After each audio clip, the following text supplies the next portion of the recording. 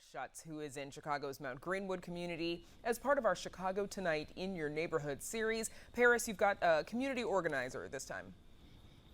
We do. We're joined right now by Shanahan McGovern, who organized the group Back the Blue Mount Greenwood. She's a resident here of 24 years. Shanahan McGovern, thank you for being here with us. Thank you. So we alluded to this earlier. This last weekend, there was an issue of folks coming into the community purportedly taking pictures of police officers' homes. Can you just tell us a little bit more about what happened there? Well, I'm not really sure what the purpose of that group did. To me, it just incites agitation. And they were just driving through the community, taking pictures of homes that had a police vehicle in front or had Back the Blue signs. There really is no purpose for them to come into our neighborhood to do that. I can't see what they would want to do and what their action, which would be to incite some sort of reaction for us. And as we mentioned, I mean, Mount Greenwood is home to a lot of police officers. Over the years, you know, when there are protests, there tend to be tensions here because this is a very pro-police community. You also mentioned that there's issues with funeral processions that come. There's a lot of cemeteries around here. Funeral processions come through here, and that causes issues. Can you tell us about that?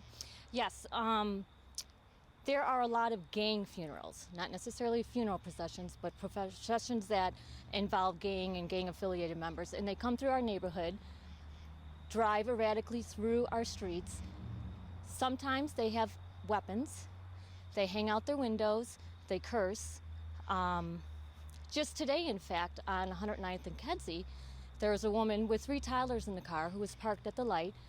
The procession was going. It was a very, very long procession. The vehicle stopped in front of her, hung out the window and said, "I'm coming back for you."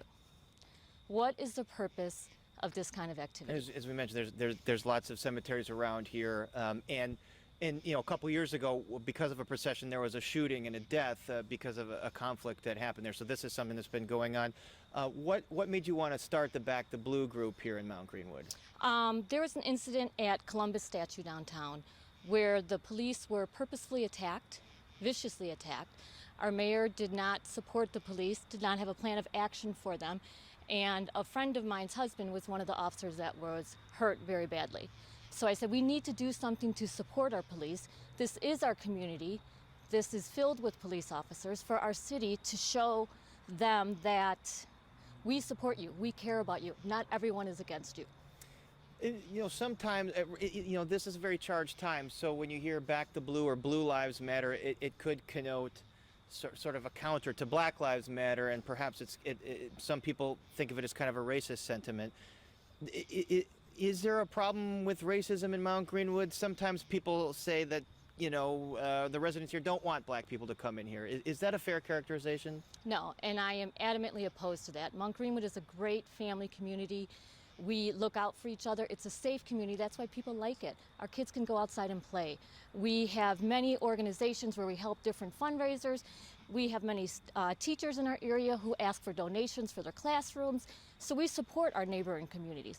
Mount Greenwood is by no means a racist community. Very quickly, you're also organizing a Reopen Illinois for COVID-19.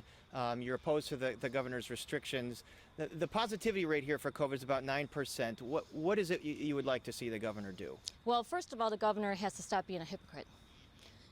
The kids can't play high school football, but his daughter can play or can compete in a horse competition with hundreds and hundreds of people. He needs to let the children go back to school. They're suffering emotionally, mentally, educationally wise. You can't get a proper education e-learning. You just can't do it. Well, he might say he's listening to the medical experts, you know, telling him that the risks are still too great of spreading coronavirus. Do you believe it's safe to go back? I believe it's safe. I think if you use common sense, you wash your hands, you take your vitamins, and you use precautions. Use precautions. Keep the area clean. Everyone should have been doing this with the flu season anyway. I think that he has a profit to gain in this scenario, and a lot of states that are choosing this direction have a profit to gain also. And that is the real issue, besides the election.